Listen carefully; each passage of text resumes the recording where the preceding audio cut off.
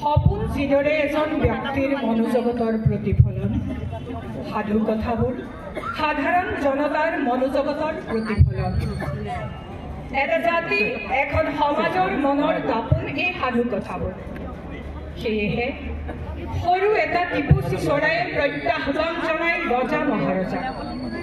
গৰখীয়া লৰাইও বিয়া কৰাব পাৰে ৰাজকন্যাক, লাভ কৰিব পাৰে অৰ্থৰাজ্য। অত্যাচাৰৰ বিৰুদ্ধে প্ৰতিবাদ কৰে প্ৰকৃতিয়ে, জীৱ জন্তুৱে, চৰাইয়ে। সাধু কথাবোৰৰ মাজত থাকে যাদু, অপেশ্বৰী, পাখি লগা ঘোঁৰাৰ দৰে কল্পনাৰে অঁকা অনেক ছবি। অসমীয়া সাহিত্যৰ লোককাহিনীৰ ভঁৰাল চহকী কৰা অনেক সাধু কথাৰ মাজত তেজীমলাৰ সাধু অন্যতম। মুখে মুখে বাগৰি অহা এই সাধুবোৰে সাধাৰণ মানুহৰ মনোজগতত এনেদৰে থিতাপি লৈছে যে তেজীমলাৰ চৰিত্ৰ হৈ পৰিছে অজৰ অমৰ এক প্ৰতিবাদী সত্তা। এই তেজীমলাক কেন্দ্ৰ কৰি বহুকেইজন কবিয়ে কবিতা ৰচনা কৰিছে।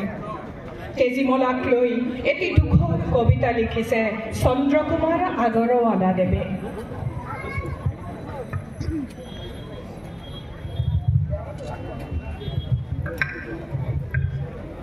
তেজকুৰা বেলি উজিৰি মনে মেলি সাৱটিব আহি ধৰা, পুৱাৰ মলয়াত উঠিছয়া ময়া বোলে উঠা তেজীমলা। মেঘমলা ৰঙা পিন্ধি দিগংগনা, সিঁচিছে আশাৰ নিধাৰি, উত্ৰাৱল পানী ৰঙা হাঁহি সানি, খলকিছে চুই ভৰি। ৰূপতিৰ ৰূপ তুলি পাৰিজাত ফুল, তেজীমলা জগমগাই, চৌপাশে বেৰি মৰমে সাদৰে, তেজীমলা জগমগাই। মৰম মেথাৰে আজলি কুঁৱৰী, এটাইকে নিজা কৰিলি, তোৰে মৰমে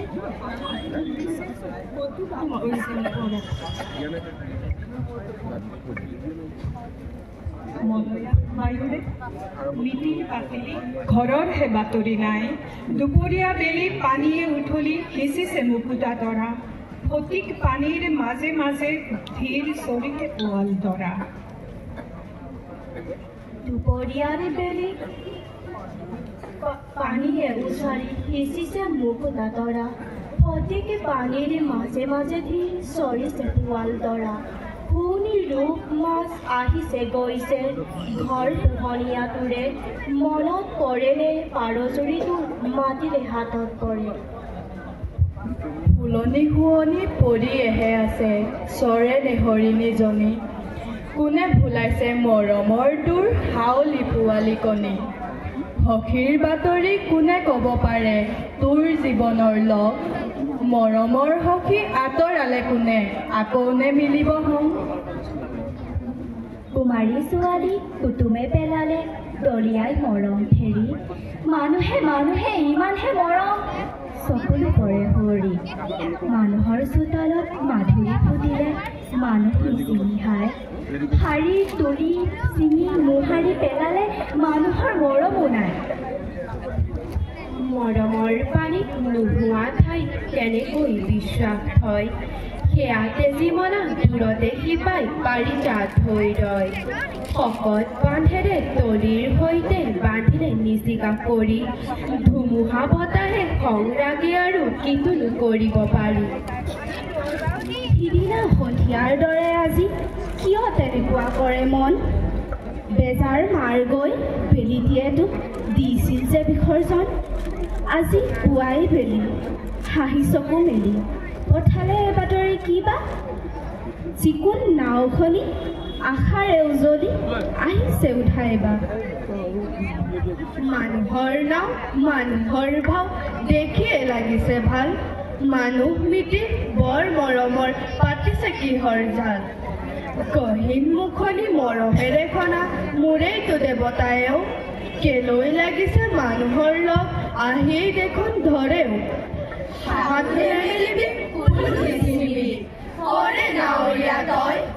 মানুহে ফুলৰ কি জানে আদৰ, তেজীমলাহে মই।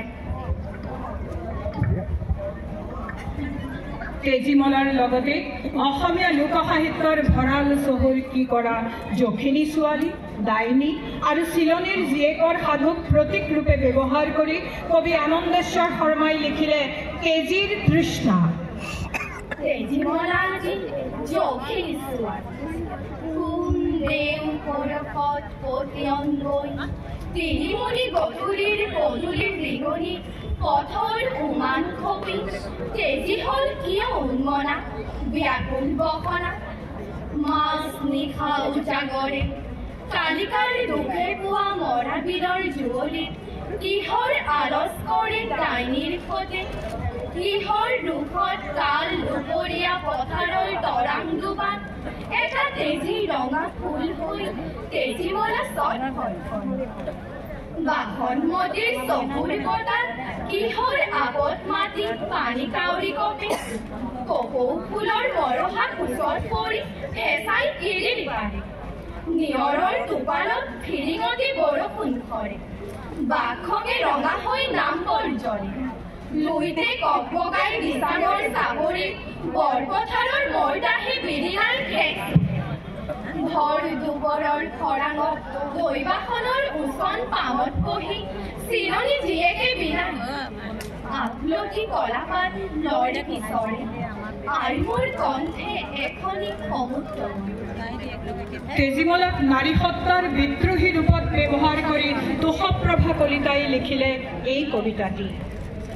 এই নিয়ম হেফাহৰ পাত কাপোৰত পকা অঙঠা অথবা চোকা দাঁতৰ কুটাধাৰ এই নিয়ম ঘাতকৰ শিলৰ খুবলিত যন্ত্ৰণাৰ ধাৰাসাৰ ৰক্তপাত মূৰ পাতি লোৱা বুকু পাতি লোৱা হিংস্ৰ আক্ৰোশৰ তুমুল আঘাত তোমালৈ সিহঁতৰ বৰ ভয় কাৰণ সিহঁতে জানে তুমি মৃত্যুঞ্জয় ভয়ত ডিঙি চেপি ধৰে তোমাৰ কাঢ়ি লয় মুখৰ মাত সিহঁতে উজাগৰি নিশা কটাই তোমাৰ সৰ্বনাশৰ পৰিকল্পনাত সিহঁত বুঢ়ী আইৰ সাধুৰ এজাক ফৰিং সৰবজান বাক সৰ্বস্ব তৰাং লিক লিক লোভিয়া জিভা লুটিয়াই বগৰাই সিহঁতে দিন গণে এই আশাত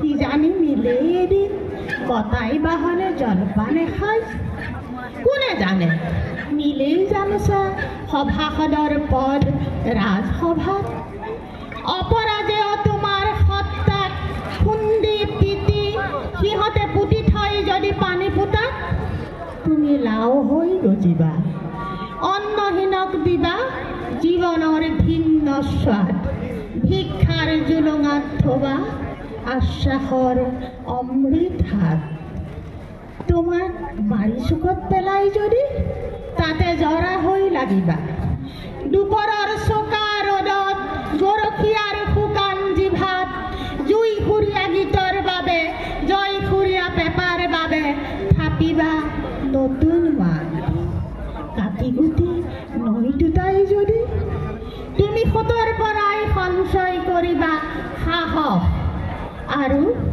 কৰবাত খোপনি পুতি পোখা মেলিবা কাৰণ এই নিয়ম তুমি বাছি ৰবা জীৱনৰ অজস্ৰ যন্ত্ৰণাত আৰু জাতিষ্কাৰ হৈ ফুলিবাই এদিন চিৰাম্লান এপাহি পাৰিজাত তেজীমলা তেজৰ বাঞ্ছিত ধন হাত মেলি ঢুকি পামনে তোমাক হেৰাই যোৱা কবি অৱনী চক্ৰৱৰ্তীদেৱে তেজীমলাক অংকন কৰিছে প্ৰেমিকা ৰূপে এয়া তেওঁৰ কবিতা হয় তেজীমলা।